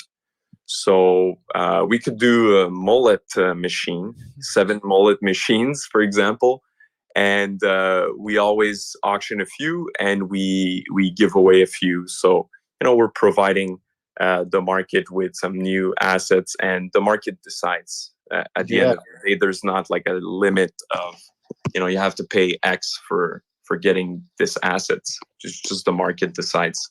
Whenever you're ready to go to zero, dude, let's do it. Mullet machines. No, I love the model that you're saying about there's an entry point, and then once you really get involved and you really like what's going on, you can become a collector. And I think that's a really great way to introduce people to things, rather than being like, hey, get this Bored Ape. It's everything you wished of and more. You spend $100K and you're like, wait, I have a Bored Ape. What happened? And you don't really know what you got yourself into. There's no like tiers to it. So I appreciate that model. One thing that I kind of want to jump into next is your BRC 20. That's something I've been really deep in with OmniSat, working on the decks. And you guys seem to be, I speculate that there's going to be a lot of utility to it. And I'm just curious of like what your guys' approach is to your BRC 20. I know the price it stays quite steady. And just first of all, what's your thoughts on BRC 20? Second, how are you guys going to introduce it into your ecosystem? Yes, so BRC 20s, we've been reluctant at the beginning when it all started with Ordi and everything. We're oftentimes heads down and focusing on what we're doing, and a lot of new things, new hype cycles come, and we're like, should we go in, should we not? And then our community really wanted us to launch a BRC 20, so we did it with like our DAO section of the community, and we loved the idea, and we included it in our ecosystem. We already gave utility, so we had the Zbit shirt that you sent, I think was 777 Zbits, and then we shipped out a Zbit shirt, so the Z shirt. And we're going to do a lot of more things like that, both in real life, like merch, Web 2 only things, so like skins and assets that are not on like ordinals, are not inscribed. And we're going to have also ordinals. So we have ideas for that, and including it in the MMORPG and our whole ecosystem. So a lot of exciting stuff. Also, it's going to play a role in the protocol that we're going to launch soon, from the pin tweet. And there's a lot of things coming, but I can't tell everything. This man just said protocol and pin tweet. Oh yeah, on the BTC machine Twitter, you'll see we have a new protocol that we're launching. Something that we're really excited about. That is going to be, in my opinion, it's something that is going to do a lot of make a lot of noise in the ordinal space, and that's why we took the time to do it. Yeah. So I'm getting you're not going to leak information, but I'm still going to ask questions. When you say protocol, are you thinking of something along the lines of potentially like a meta protocol along the lines of BRC 20, where it's JSON and the indexers are aligning towards something? Or when you say protocol, am I thinking about that right? Yeah, with our own indexer, and of course we're looking into the news for decentralized indexers and how we're going to incentivize people to verify also, and we give them rewards or some mechanism to participate in that and make the whole this new protocol safer and more decentralized. So yeah, that's what we're talking about. Oh man, we got a lot to talk about. when we get to Bitcoin Amsterdam, like there's a lot of discussions of like the layer 1 foundation of just like what meta protocols are going towards and how those are going to emerge. And yeah, I would love to discuss more because it's super interesting. And I think, you know, how we build out this ecosystem is going to be pretty monumental in these early days because we saw what BRC20 did. And yeah, just what's happening there is evolving pretty awesome. But Genie Data came to the stage. Want to welcome you. Say hello. Hey, what's up, guys? How's it going? Yes, it's really awesome what you guys are doing at Bitcoin Machine. And thank you for the introduction. Yeah. What are your thoughts on Bitcoin Machine? Also, what's your alpha key? I'm trying to degen into some friend techs. But yeah, what's up? What are your thoughts? Yeah, so we just kind of degened into alpha yesterday, or Bitcoin. What's it called? Bitcoin City, new Bitcoin City, right? New Bitcoin City. Yep. New Bitcoin City, right? It is not the old Bitcoin City. Somebody tell me what this is. So is Trustless Computer, have they changed their name to New Bitcoin City? Is that what's actually happening? So they began as Trustless Computer is the I guess you'd say the smart contract deployer itself, and I think New Bitcoin City is supposed to be the cohort of all of its different offerings between GameFi and DeFi and NFTs and now Alpha. I don't think New Bitcoin City is the product. I think New Bitcoin City is like the marketing. And so Alpha is one of their products, basically. Yeah, they have like 5 or 6 that are out, and this one is. They could use a communications department, huh? They could really use some clarity in branding. Holy crap, man! It's kind of confusing, but it's funny that we were speaking about this last week, Jake, and the Emblem team. We were speaking on Friendtech. Now New Bitcoin City comes up with this, Bitcoin version of Friendtech, and it's quite interesting. It's actually a lot easier to get involved with Alpha than it is Friendtech. You don't have to really put any initial investment in, and maybe people will start to more likely adopt this quicker than Friendtech, which is interesting. Which could be interesting to see. Bunzi is ready to just light his mole on fire right now after that Oh, statement. dude. I didn't hear Bunzi's opinion. So he had some pretty fiery takes. Well, I mean, why aren't the big Super guys coming in? optimistic Where's Tio? Where's Leo? Where's Danny? Like, why the resistance from them? I haven't heard from. I've been on the show because they haven't made their bag yet, bro. Okay. No, I mean, it's not fun. But look at the blue pill, whatever the thing in the bottom right. Just watch the R story. I don't know, something about that. Just it's like a Fiverr video, and that's when everything just went south for me. I was like, yeah. They're using every buzzword in the book. They're like, we're building an island for AI. It's like, whoa. Oh God. they do have an AI product, but I don't know if you saw last night. Blau went on Thread Guy Space to talk about why he left Friendtech and kind of the whole idea behind it. The TLDR and what happened with Blau. If you don't know, he's like world famous DJ and one of like the NFT pioneers. He created a Friendtech account. Of course, it pumped to like, I don't know, 2 ETH or something. He realized very quickly what was going on. He sold everything off and decided to donate all the proceeds. His community came out and chastised him because, the screenshot of him dumping everything looks very bad. But he came out and basically said that the reason why he left, it's not that he didn't believe in Friendtech. He said there are some regulatory gray areas, but it's just not a good compatibility with his personal brand because he also has a brand outside of crypto as well. So he can't consistently be associating the brand of the DJ with that. And I think this kind of idea also extrapolates to just larger personalities of builders too, right? Like we'll use Leo for an example. He has Ord.io, which is, a very respected and very pivotal platform within the Ordinal community.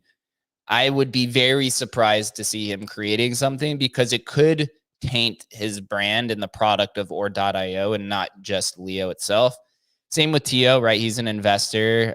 He has a VC. He has the Bitcoin startup lab that he participates in, and all these other things. And him participating in Friend Tech, and things that are out of his control could happen that manipulate the value, which then reflects his brand, which then reflects everything that he invests in. And I think that's probably a pretty common conception or perception that a lot of larger type accounts and builders have. Yeah. There's also the lens that you look at it from. If the SEC was to make an example of someone launching these keys through this platform, they would take someone like Blau that has a Web 2 and Web 3 audience, and a very significant, reach. That's who I feel like they would target, because there's still uncertainty on many fronts of what the SEC can approach and not. Since we're back on this topic, this was something that I was interested in. Who's funding Friend Tech? And it seems pretty interesting. When the funding came in, the volume went up. And I just want to bring up the word wash trading and see what everyone has to say. I think it's very difficult to wash trade something with a 10% fee, to be honest. Maybe people are... when you get the 10% fee. What'd you say? But when you have the upside when you get paid the 10% fee. Well, 5%. You're losing 5% on every trade, right? Because if it's to the user. 5% is going to the Friend Tech team. to Friend Tech team. Yeah. So what if that's on the team? Yeah. I guess you could. Well, there you go. There you go. You could launder money through it, like you could do with any protocol. The crazy thing is, and I think Adam posted about this earlier today, there's only 3 people on the Friend Tech team, and they have raised $11 million already for their team, on top of the funding from Paradigm. And that's Bunzi, what I think you're referring to. Paradigm was their backer. Paradigm sus, dude. Didn't they back that one NFT project by the Rick and Morty artist that just got insanely wash traded, and then quickly realized that once the market got a hold of it, it was a big nothing burger? Yeah, Art Gobblers, they funded Blur, but they've been funding products or projects in the space for years already, right? So this isn't something new. And why this Paradigm is a big reason for the participation in confidence of DeFi farmers, because Paradigm has a history of rewarding or they have a long history of token airdrops that end up being very profitable. And so with this point airdrop farming, and this is the big difference between Alpha and Friend Tech, is that on Friend Tech, they're going to airdrop in January, from what they're expecting, 100 million points that are right now conducted off chain. The points are heavily weighted, I think like 90% or higher, based off your portfolio value that you hold on Friday. So these DeFi farmers are coming in and basically buying their own key shares or buying up other shares so that they could get these points, because they're expecting... I was listening to Bread Guy earlier on the NFT morning show talk about FD values, and that right now DeFi farmers are weighing the points anywhere from 40 cents to $2 each. And some of these people are getting, 10,000 or 100,000 point airdrops in 1 week. So people are saying, oh, if I just keep, participating in this, I'm getting $10,000 to $100,000 in airdrops, and it's just going to keep manipulating it. Where Alpha, the points are based off of the amount of time that you spend on the platform. So it's not as heavily enforced for this type of, I guess you could even say wash trading or just point farming, where you're purposely taking that 5% haircut or 10% haircut with the future expectation that you're going to be rewarded based off of these points. So heavily driven by speculation. But yeah, to Bunzi's point, it's certainly makes sense why the team would want to wash trade, right? Because they're going to earn their own points. It's like they get all the money. I mean, it's certainly a possibility. That's my point. Yeah. They did remove them. The team removed themselves from the point airdrops after the community came out against it. Okay. The same way they disclosed how the ZK rollup works. And I'm just saying they've been involved in a collection that they invested in that was heavily manipulated. I just think that which collection? The Art Gobblers, they were Paradigm was involved with Art Paradigm. Gobblers. Oh, I thought you were talking about Friend Tech. Yeah. No, Paradigm. And I just think it's no coincidence VC funding comes in, big number go up, VC funding exits, number go down. Yeah, I think it's a good point, and I wouldn't disagree with you, man. Yeah, that's why everyone's farming right now, because of the token airdrop. But thinking a little bit past farming, if we're sticking on to Friend Tech, what would you do with a fungible token to add to Friend Tech that would improve the experience of this social fi platform? I don't really know. Is there anything that comes to your mind, Adam, of like what you could use a fungible token for in Friend Tech or Alpha? No, I mean, my brain goes to like traditional, Web2 social media platforms, right? And you could definitely see how a fungible token would work on there, right? You see how if all Twitter would need to do, or YouTube or whatever, is turn their ad dollars, and the half that goes to creators basically gets swapped for the token, right? And that token then gets airdropped. You can see all sorts of possibilities and interesting things you could do around that. And yeah, I don't know. I mean, the issue is these platforms, Friend Tech and Alpha, don't have any revenue, right? It's all just token. There's no money coming in from an ad-based model or any sort of model. So it's literally just we're eating our own tails here.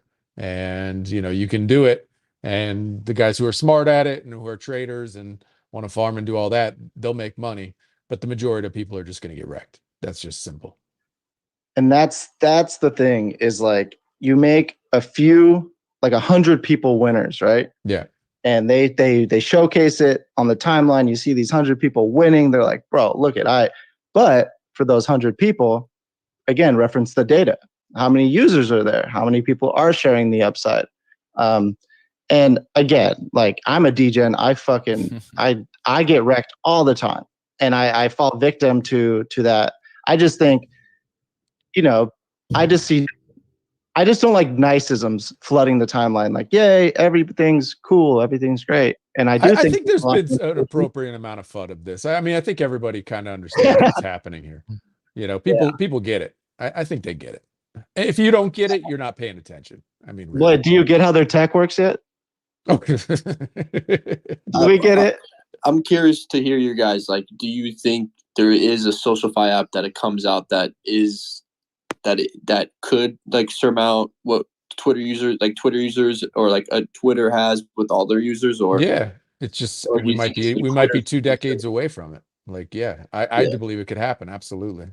Whether it ever happens is very, very, very much in question. I find it very difficult for crypto Twitter ever to get off of X or Twitter. It's so heavily entrenched in culture, and as we know, if you apply that to blockchains, the social consensus layer, right, that Bankless calls like layer 0, is more important than the tech itself. And it's just crypto Twitter, or crypto was born on Twitter, right? Even Hal Finney's tweet goes back to running Bitcoin, right? The first Bitcoin kind of tweet. I just don't know how you leave that provenance for something more decentralized when you have a built-in audience, and now they're building, financial rails on top of this, and video, and the centrality of Twitter or X.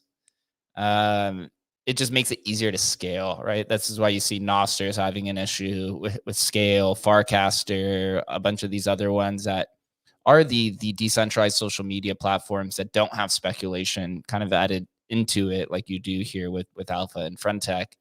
To me, I just see it very hard. It would be much easier for X.com to flick on a token button and just add that, and then just start building decentralized aspects through that means, from permission to permissionless than it is to go just completely through permissionless. But it's a conversation that's highly intriguing and fascinating. It's going to take, as Adam said, probably a decade to really figure out what's the best model, unless Nostr or some of these other ones have the ability to just import all your followers, which is a big mission within itself to get people to do. As we know, incentivizing users is very complicated if you can't do it outside of speculation. Yep. Very Are difficult. you Very saying difficult. What's What'd you that? say? referencing Nostr, the platform, or like Nos, No, the Nostr. Bunzi, I know. Okay, yeah. Bunzi, I know that Alpha has just been living rent free in your mind over the weekend, but we're moving Dude. past it, bro. We're moving Wait a past it. Wait a second. Check the title of the spin. My bad. Doesn't it say Alpha versus Frentech? I must be in the wrong room. Fuck. But Bob, what's up? Hey, I'm waiting for Friendster on Solana, man. When are they gonna spin it up on Solana over there? They can have that shit fully on chain. It'll be basically free. It's gonna be amazing. All those Solana degens. Then it settles on fucking Cardano. Settles on Cardano. It mixes with Bitcoin. And then it just tickles fucking Chainlink a little bit. Go ahead, Bob. What you thinking? I've just been exploring the Alpha Tech Stack Explorers during this space. It looks like total supply of TC is 100 million tokens. If you go to the explorer.trustless.computer/accounts, you can get a list of all the addresses, and the top address currently has 99,821,366 TC. Wait, 99 million, and the total's 100 million? They have over 99% the treasury. Well, so I'm guessing it's 100 million because it lists all of the addresses for TC, and if you add it up, if you add up like the first page, you get to something like 99,990,990. Bro, so how delicious is this? This is so awesome. You can't make this stuff up, bro. Just again, guys, red flags everywhere, bro. Just like, yo. I don't actually know what total supply is because they might not show some addresses. Their Explorer doesn't show all transactions in and out for some addresses. Well, their addresses, I believe, are stored on Polygon, and oh no, they divide it up. They shard it. They shard it across 8 blockchains. Like, so check this out, guys. Check this out. You like that one? We'll mention it. We'll put it on our page. Trust me. We're gonna keep one half of the key over here, a third of it over here, and then just make sure if you refer someone, just send your credit card. It's funny, man. It's good stuff. But any other nuggets, Bob? Yeah. So if you go into Alpha, you can copy your address, and then you can go to the NOS Explorer. So this was on the TC Explorer. This is the TC rollup. If you go to the NOS Explorer, the top address. So these are people that have bridged TC over from TC to NOS. You have to bridge between rollups. Then you get that there's about 86,000 TC that's currently in the pool that is being used in the bridge, I'm assuming, because if you look at, you can search your address, you can search to see where you got the TC from, and the TC initially that you buy comes from this address. So I'm guessing it's associated with the bridge. So currently like 85,500 bridged TC sitting in that pool that essentially gets transferred out to anyone who goes in and buys TC on Alpha. So just two little findings so far. That's awesome. I've been trying to trace. I've been trying to trace stuff, but like this bridge account, there is no big in transaction into the bridge account. So I don't know where the 85,000 came from. There might be some transactions that aren't currently being captured in the Explorer, like bridged transactions or something like that. So it's an incomplete view and maybe isn't even that helpful, but it's something. No, that's super. That's the good stuff. I just FUD with no fucking facts, and that's fun. But Now you got your facts, man. I love that. But if you can post it or pin it or something, because I just went to explorer.nos.io and it says web servers are down. Very, very convenient. But I might be a completely wrong URL. So if I'm not the right one, but I'd love but to it's a upload fun this as app well. that lives on my phone, so there is that. Yeah, it's where we're 99% over 99% of the supply is with the team. Just keep that in mind, peeps. I do want to call him the Prestige. I saw that you had something to say, and then we'll go to Dogfather next. What's good, everybody? Can you guys hear me? Yeah, we got your Prestige worldwide. All right. Jake, what's up? What's good? Bonzi, how you doing? I'm fine. I've been actually enjoying the space. I've been enjoying the space, the innovations, the strategies, everything you guys have been saying since the morning. It has been flowing, man. Because I've been trying. Like, I love it, man. Yeah. Appreciate it, man. Appreciate you for enjoying the conversation. We try to have very interesting conversations and trading Bunzi at least 3 times. 100%. Hey, Bonzi. Bonzi, can you hear me? Hey, yes, I do. Appreciate the love, dude. That was nice of you to say. Yeah. I actually want to talk to Bonzi. Uh-oh. What'd you do, Bunzi? Oh, what didn't I do, dude? Up, I just funded everyone's bags. What's good, bro? Nah, dude, I'm wonderful, man. Just out here, eating that spicy salsa this morning. Oh. Well, what's up? What's the question? Oh, right. It's not actually a question. I've been actually trying to reach you for a while now. I sent a text yesterday, but no response yet. Hit me up on check your DMs, Bunzi. Bunzi, slide in this man's DMs, Buns. Slide in this man's DMs. Hey, no dick pics. No dick pics. On Frentech? I don't know, dude. Is it on Frentech, Alpha, Twitter? You gotta buy the Frentech. You gotta, if you want access to the Bunzi, you gotta pay to play, bro. Yeah, but what's cracking? I have to jump in here, dude. You're making me feel like I don't read it. I got to. Just take your DM. Let's talk, bro. Let's do it. Let's do it right now. This guy's making deals and stuff, man. This is great. We've been dealing. Well, dude, worldwide. Frentech on Solana. I can't wait. Let's go, bro. Let's go, bro. My bro. Oh, hell yeah. Dude, you're a handsome man. Good photo you sent. No, I'm just kidding. I'm going to check it right now. But dog, that's good. And Bob, dude, we got to connect too. I've been in your DMs. You haven't responded. No, I'm just kidding. But you're a legend. You actually read stuff. I just skim the internet and make really bold claims and piss people off. And I don't read anything. If it's not in a video form, there's nothing happening. Yeah, dude. Over 4 words is like, come on. Really, dude? Dude, you're not paying me to read this. What are you talking about? I mean, that was part of what's that guy's number 3079 or whatever. Punk. He does a 15. Okay, you want to know another? You want to know another sus thing about their thing? Ooh, yes. Fire it away. Give it more spice. Okay. Make this like 9 million Scoville, dude. Turn the spice meter up. This is just some speculation and pure futtery from the man Buns, but.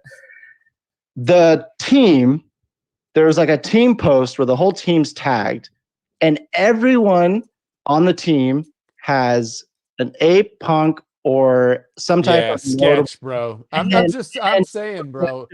It's like punk 367, ape for to do, and then it's like, bro. Bunzi's just. I tell you, honestly, I've never heard Bunzi FUD this much ever about anything. Bunzi's usually really positive, really, oh cool, you're building something cool. But this was my gut originally, and Bunzi is just reheightening for me again. Like when I first saw this, I was like, sketch. Because sketchy. I want Bitcoin, this whole thing, to move forward. Like, dude, legit. Legit. Dude. I'm with you, bro. Well, look, dude, we flooded it enough. The red flags are there. If people lose money or whatever, everybody's fully aware. Bro, you staked red flags into the ground. We've staked some flags. We've put some flags down for sure.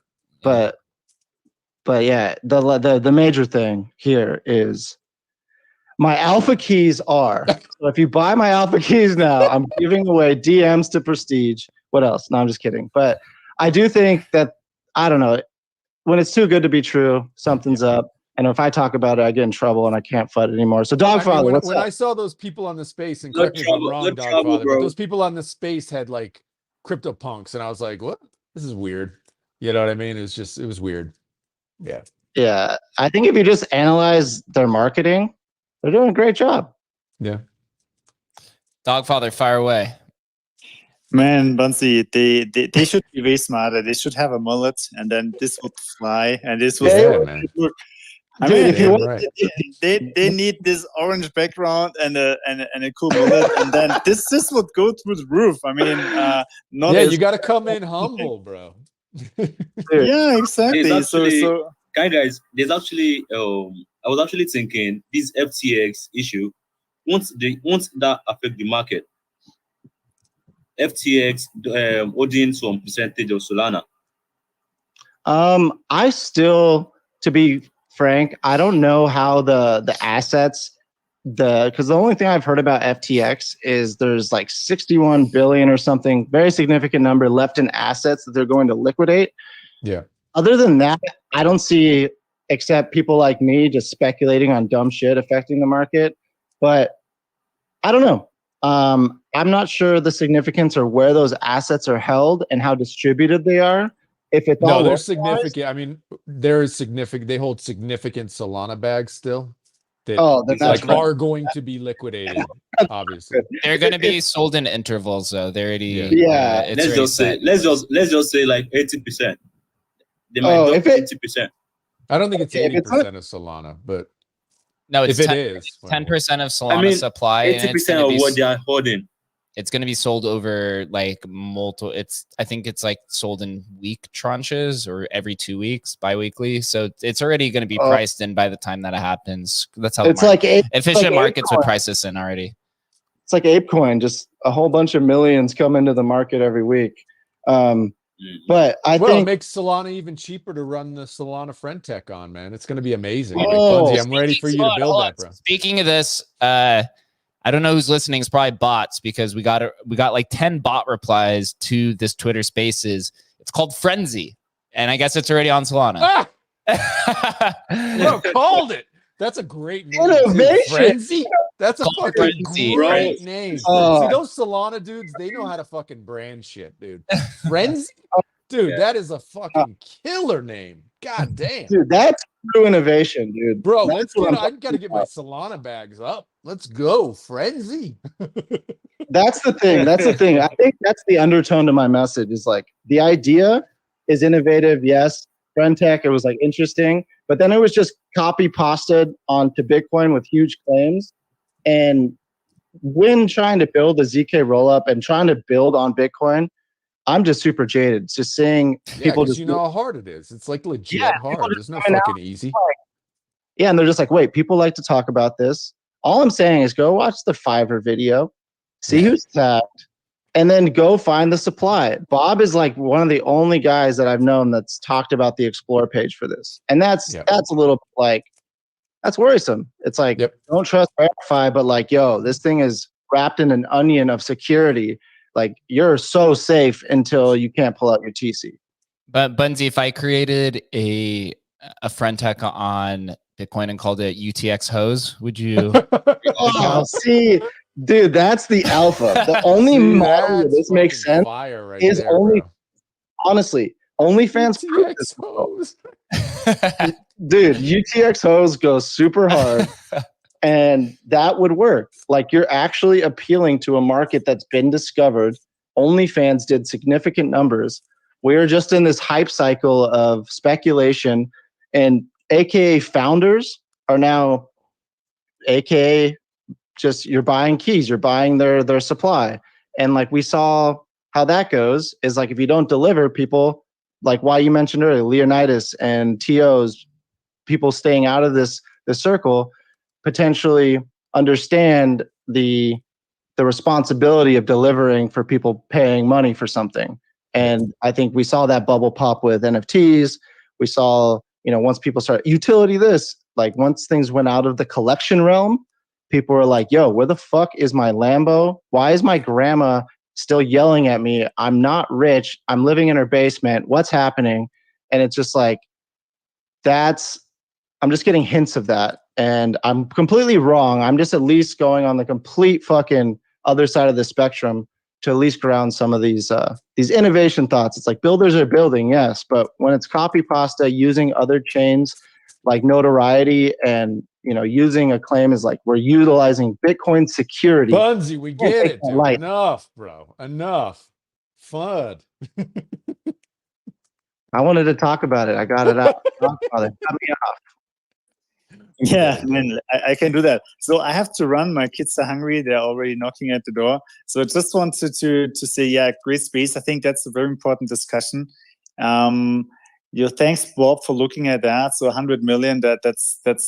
I mean, if you want to frame that positively, they have a lot of room to grow, right? I mean, a huge liquidity pool, man. So let's frame that cool. I mean, they think for like the next 100 million users, or something like that.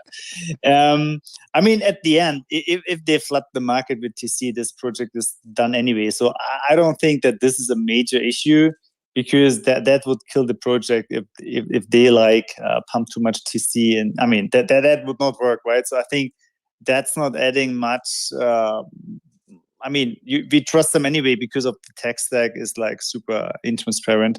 I think that's no big deal, but yeah, it's good to know. And they were not really telling about that. I just wanted to, before I leave, give a big shout out to Genie Data. So they have an amazing product. So we are building on that with our 30-day, 30 dashboard, challenge.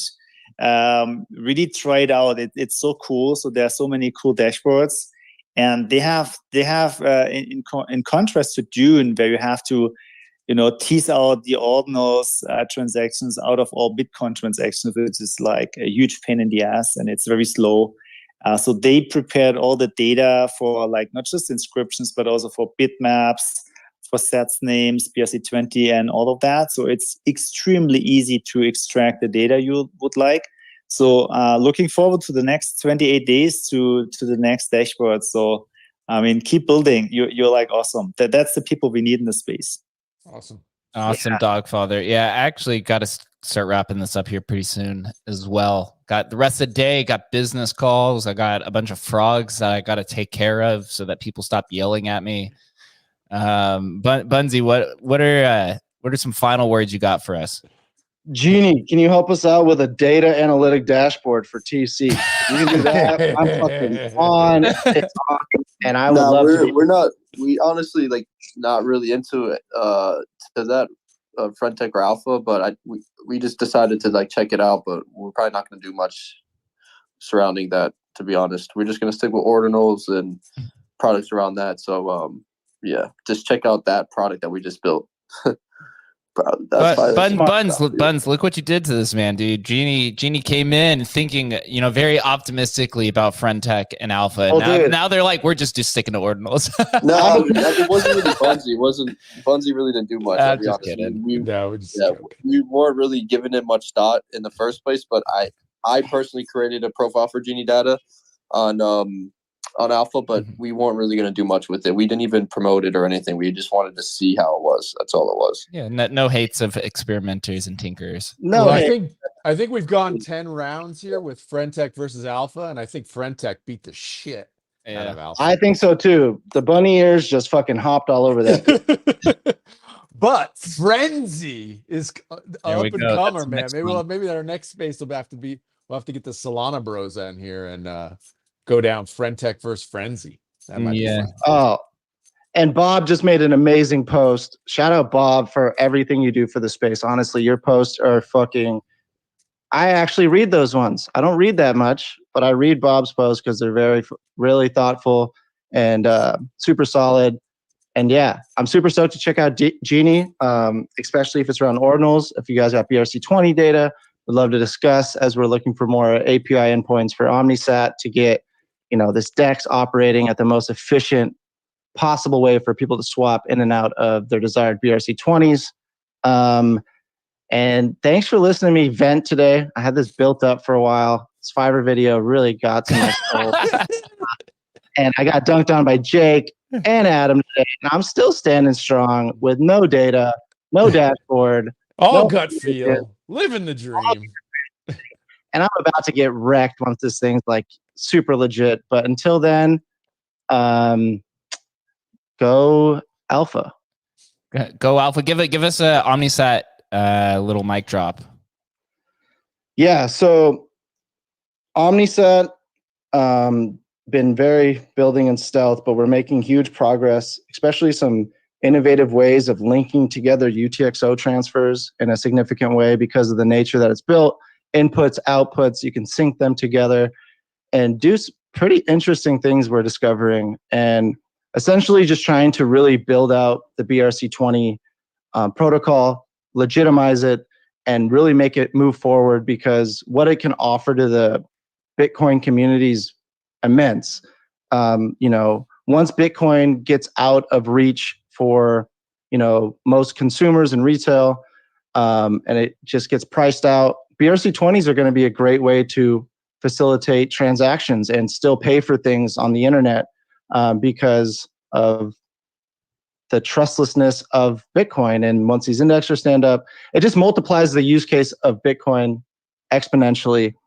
So we're just trying to help build that out. We've been talking with a lot of thought leaders in that, Domo, Best in Slots being fair. We've been working with them really closely on a lot of endpoints. And speaking of Domo, we just popped in.